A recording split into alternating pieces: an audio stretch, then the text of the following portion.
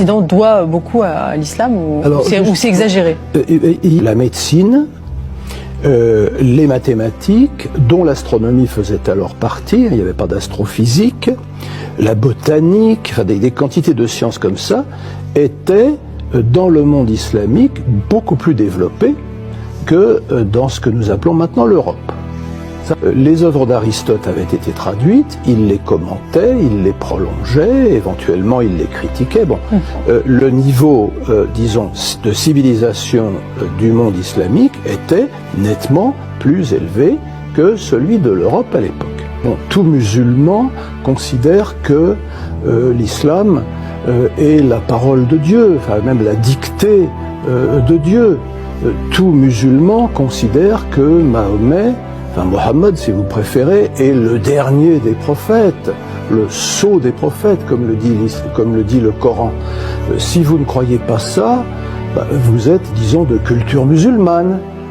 Les gens que nous appelons islamistes, avec une nuance péjorative, se considèrent eux-mêmes comme les vrais musulmans. Et ils reprochent aux autres d'être des tièdes, des lâches, vendus à l'Occident, enfin bon, toutes sortes de choses. Alors que nous avons des lunettes chrétiennes à travers lesquelles nous regardons les autres religions, nous considérons comme religieux ce qui a des équivalents dans le christianisme, la prière, le jeûne, le pèlerinage, des choses de ce genre-là. Et en revanche, nous rejetons ce qui n'a pas d'équivalent dans le christianisme, à savoir des règles alimentaires, pas de porc, des règles vestimentaires, le voile des femmes, des règles capillaires, la barbe qu'on laisse pousser et la moustache que l'on taille. Nous considérons que ça n'est pas religieux. Les hadiths, les récits sur le prophète, étaient dans leur très grande majorité postérieurs à l'époque où on imagine qu'ils auraient été prononcés ou même notés. Le Coran vous explique très bien ce que c'est que le christianisme. C'est des gens qui ont 3 dieux, c'est des gens qui adorent à côté de Dieu Jésus et sa mère, peut-être Marie, peut-être l'Esprit Saint, ça on ne sait pas trop de quoi il s'agit. Et de toute façon, ce sont des gens qui ont raté le coche. Et donc pour l'islam, l'existence de Dieu est une évidence. Il n'y a pas besoin de preuves. Oui. Il n'y a pas besoin de preuves.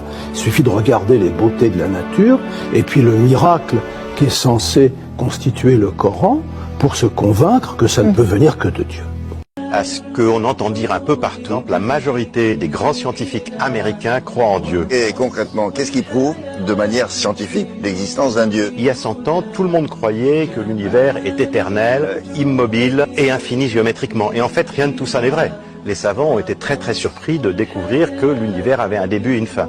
On voit très bien que le fait que l'univers ait un début et une fin pose un problème, parce que s'il y a un début et une fin, qui c'est qui l'a fait? L'univers est construit sur des réglages incroyablement compliqués, fins et ajustés, et donc c'est inexplicable par le hasard. Il y a un très grand savant américain qui a essayé de faire des calculs, il n'est pas le seul, et il a dit qu'il y avait autant de chances que l'univers se soit formé tout seul comme ça, que si on tirait une flèche avec un arc de la Terre, et qu'on atteignait à l'autre bout de l'univers, à des milliards d'années-lumière, une petite cible de 1 cm². Donc voilà.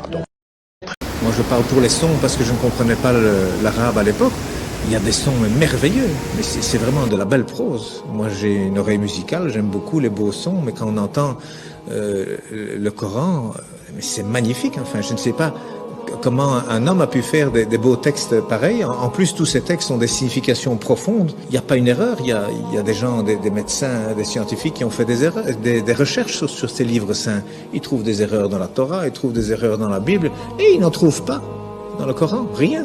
Il n'y a rien qui est mauvais. Même il y a des images qui sont reprises, qui correspondent pratiquement à la meilleure définition qu'un médecin pourrait faire à un ignorant. Je veux dire, quand on découvre des choses comme ça, on dit c'est quoi ça? C'est pas un homme, il n'avait pas d'ordinateur, le prophète, ça, il n'en avait pas, c'est sûr, c'est certain, ça c'est vraiment une vérité. On n'a jamais rien retrouvé d'informatique à l'époque, c'est sûr.